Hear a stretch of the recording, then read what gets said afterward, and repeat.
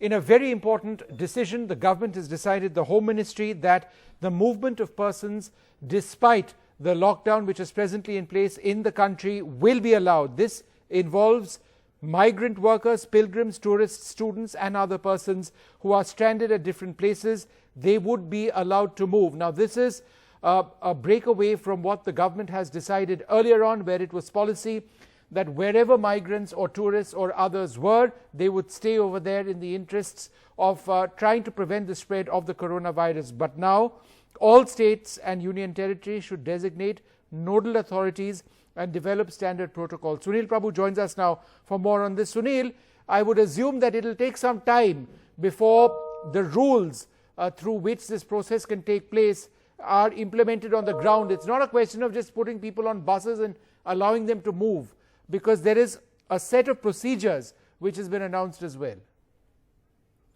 Well, Vishnu, if you read between the lines, I think this comes in the backdrop of three important points. Of course, the chief ministers who had met the prime minister on Monday and really asked him to address this issue. There's been, of course, a political demand, apart from lakhs of people who are facing a lot of hardship. If you read between the lines again, it says migrant workers, pilgrims, tourists, students, and other persons that are stranded. So basically, it means the entire country, those who are stranded, who want to get back to their homes, that they will facilitate. They have to register. There has to be a way forward.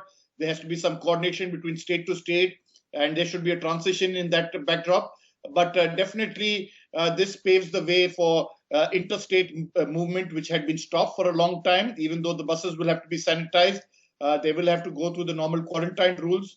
But this is a huge sign of relief for migrant labor, in particular, people who are walking to their homes. Those horrific stories we saw of people being sprayed inadvertently, if one may be permitted.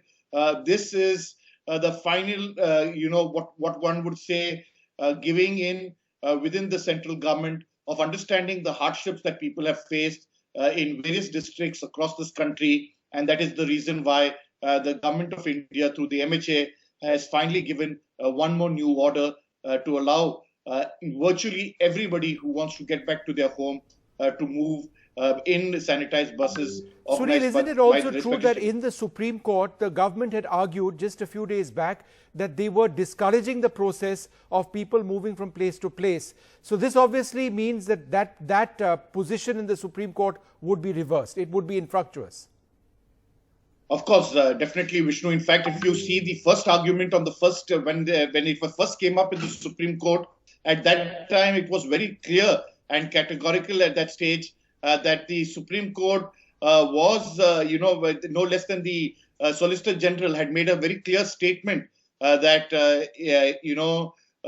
nearly one third of the people were affected. If you see that argument which he made, which was, of course, subsequently asked for notices and everything else. So we have gone a long way from there.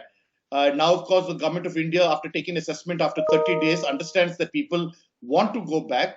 And it's in that backdrop that they have gone ahead with this decision.